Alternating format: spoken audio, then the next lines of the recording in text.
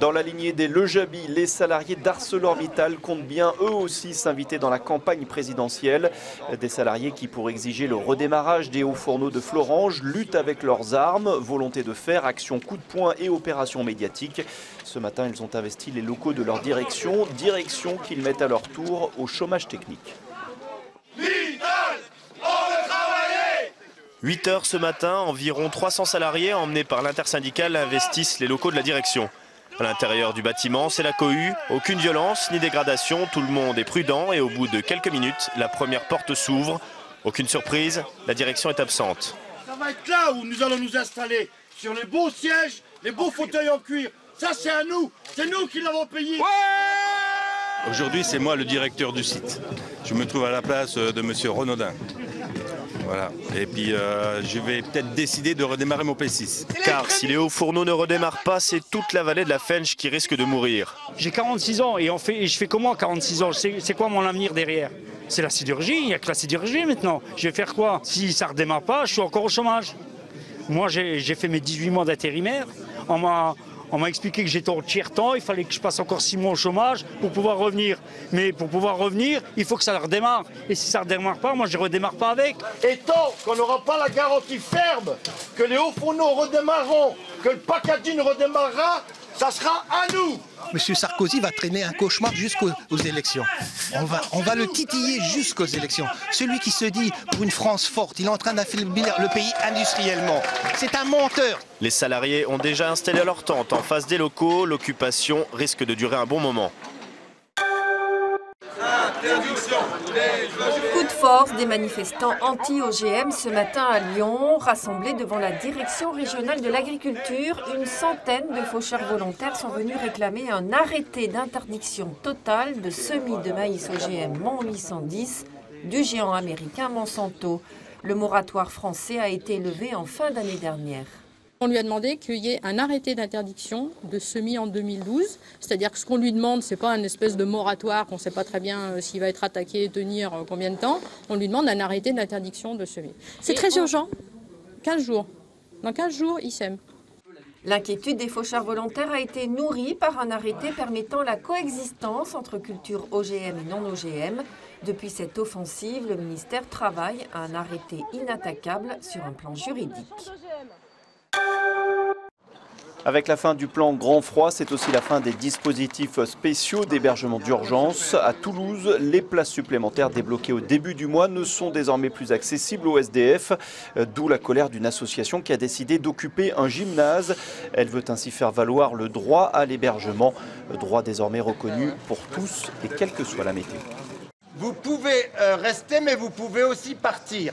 Parce que comme nous sommes dans l'illégalité, nous qui occupons, il n'est pas impossible que la police arrive. Ce militant s'adresse au SDF. Ce matin, une cinquantaine de membres de l'association du droit au logement occupent le gymnase. L'objectif, empêcher sa fermeture. L'action a commencé dès 6 h ce matin à la sortie des sans-abri. Aujourd'hui, ils nous ont dit que c'est la dernière nuit, que l'hébergement, on n'a plus le droit. Voilà.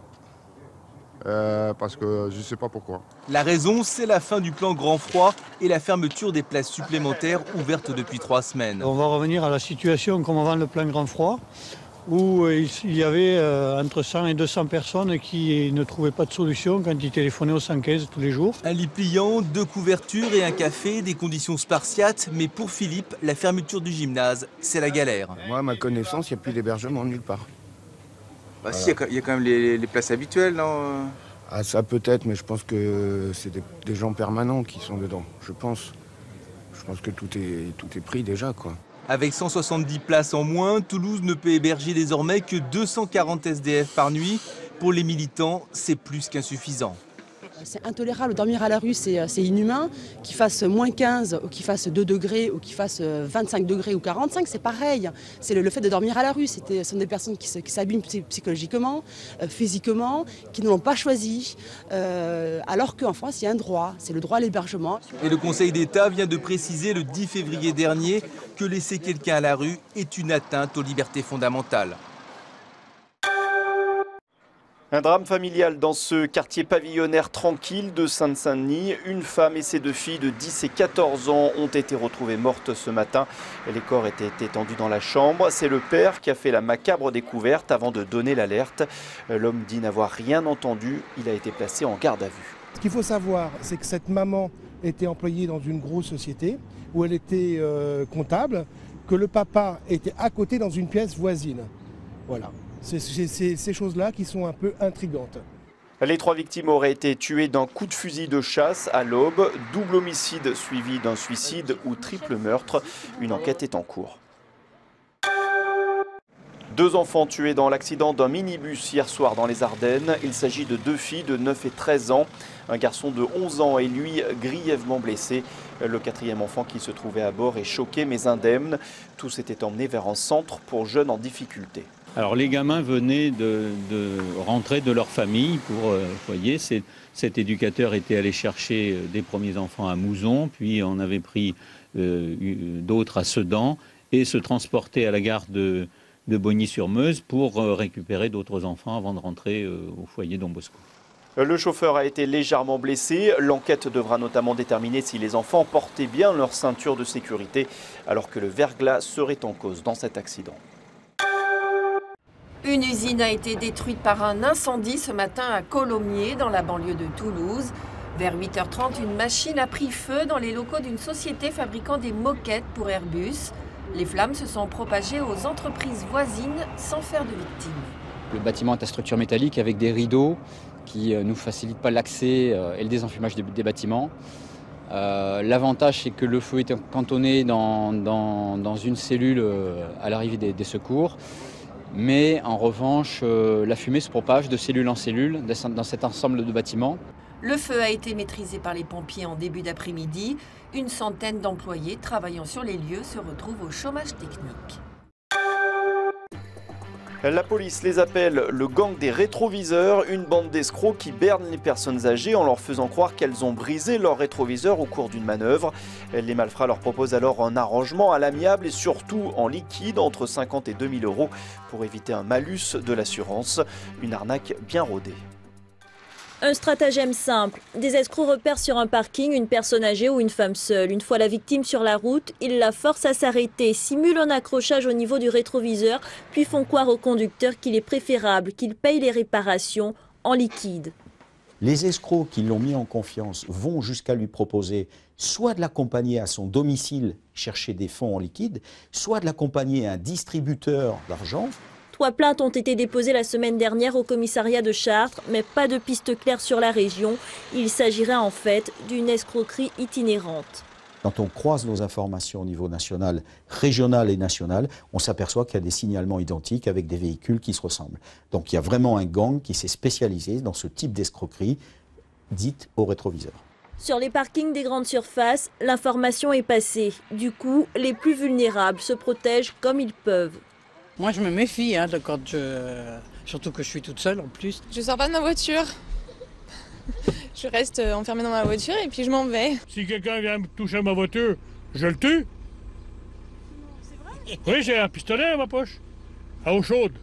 Une seule arme, ou plutôt une seule solution contre cette escroquerie au rétroviseur, ne jamais donner d'espèces en cas d'accrochage. Mieux, proposer l'aide de la police pour rédiger un constat. Là, c'est garanti, les escrocs feront marche arrière. Pratiquer les sports de glisse n'est pas sans risque. Le congrès de médecine d'urgence et secours en montagne se déroule actuellement à l'Alpe d'Huez.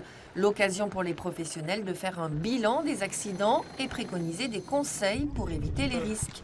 Les accidents de ski alpin restent prédominants avec 75% de blessés. Dans le Jura, après avoir acquis les techniques de la montagne, une jeune femme vient d'intégrer pour la première fois un peloton de gendarmerie spécialisé. Les hommes du PGM de Morée sont en exercice. Opération récupération d'un skieur bloqué par un piton rocheux. Ils sont 3, casque sur la tête, même gabarit, même technique. À aucun moment, on ne distingue dans l'effectif une femme. La première de France à avoir réussi à intégrer un peloton de gendarmerie de montagne. Vérane Bonneuil, 27 ans, originaire des Hautes-Alpes, découvre la moyenne montagne et ses enjeux physiques.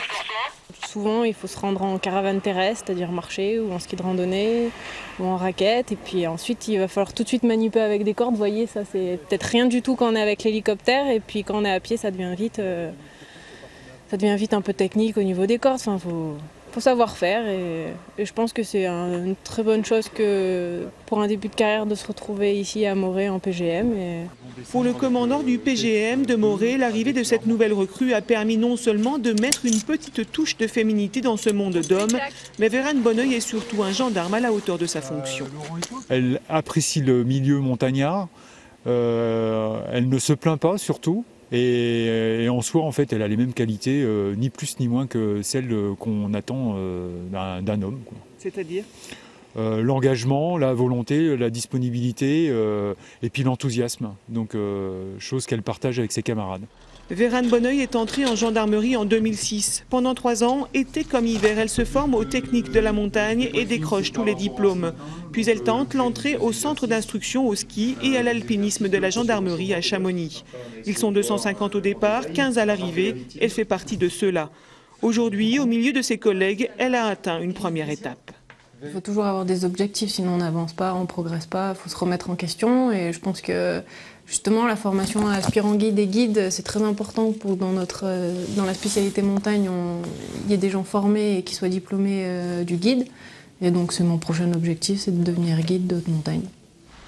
Première de cordée, Vérane Bonneuil a ouvert la voie pour l'intégration des femmes en gendarmerie, unité montagne. Si dévaler les pistes ne vous attire pas plus que cela et que vous préférez les activités plus créatives, sachez qu'il existe des ateliers de sculpture sur glace pendant les vacances, une discipline à part entière très technique. Il y a même un champion du monde, il est français et il a fait une petite démonstration dans les Alpes du Sud. D'un côté, le pro, une référence, Mario Améger, double champion du monde de sculpture sur glace. De l'autre, les amateurs, les enfants de la station qui vont apprendre à côté de l'illustre modèle à façonner la neige et la glace. Le tout, c'est de la tasser bien complètement et il faut que ce soit bombé et tassé de manière à ce que ça puisse se retourner après facilement. Alors que le roi de la glace attaque son bloc à la tronçonneuse, les petits découvrent un matériel moins sophistiqué, une scie et un arrosoir. La glace est très dure et avec la scie, après on commence à avoir mal au poignet. À côté de la précision du champion, les gestes semblent maladroits, mais les enfants ont droit à l'erreur. J'essaye autant que possible de jamais disputer quelqu'un qui casse, parce que c'est justement là qu'est l'intérêt. C'est-à-dire qu'on n'est pas puni quand on fait une bêtise, on peut tout de suite recommencer et on s'aperçoit qu'en recommençant, on recommence et on fait mieux.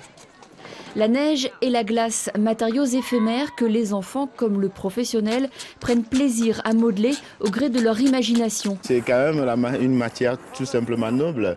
L'eau, la vie et la fragilité de la matière, la transparence de la matière qui absorbe l'artiste toujours à essayer d'évoluer un peu plus au-dessus. Quand le soleil de la Côte d'Azur fera fondre ses œuvres d'art, Mario Améger sera déjà loin, en Alaska. Il va y remettre en jeu la semaine prochaine son titre de champion du monde. Là-bas, en ce moment, il fait moins 40 degrés. Terminons avec cette parade acidulée d'agrumes à Menton pour la fête du citron qui se déroule jusqu'au 7 mars prochain. Cet événement unique attire chaque année des milliers de visiteurs éblouis par un spectacle coloré qui a demandé de longs préparatifs. Des échasses, de longues vestes en peau de mouton et le fameux béret basque vissé sur la tête. Pas de doute, les Landes sont bien représentées dans ce corso des régions de France. Les bergers s'y sont d'ailleurs taillés une belle part de succès, comme beaucoup plus loin de là, du côté de la Cordillère des Andes, le groupe de Bolivie. Couleurs chatoyantes et sourire en bandoulière, le public en redemande. Ouais, l'ambiance, les chars, la fête, les couleurs, tout quoi. Really good, yeah, brilliant, it's really nice. Qu'est-ce qui te surprend? Les chars. Parce que ça avait fait avec des citrons et c'est impressionnant. Les agrumes, leur couleur de soleil et de Méditerranée ne cessent de surprendre et d'éblouir. Le travail d'accrochage des fruits sur les chars captive littéralement tous les regards. Il faut dire que le spectacle est à la hauteur des attentes des spectateurs et que même le temps a joué en sa faveur. Près de 300 000 personnes sont attendues pendant les festivités. La fête du citron, c'est aussi anticipation et organisation. Il y a tout un travail qui est fait avec les agences, avec les tours opérateurs, avec les autocaristes. Et puis bien entendu, après on accueille les individuels qui veulent bien venir à Menton. Demain soir, nocturne en lumière sur les jardins Biovès et leur structure réellement géante cette année, à ne pas manquer. Tout de suite, l'édition des locales après la météo.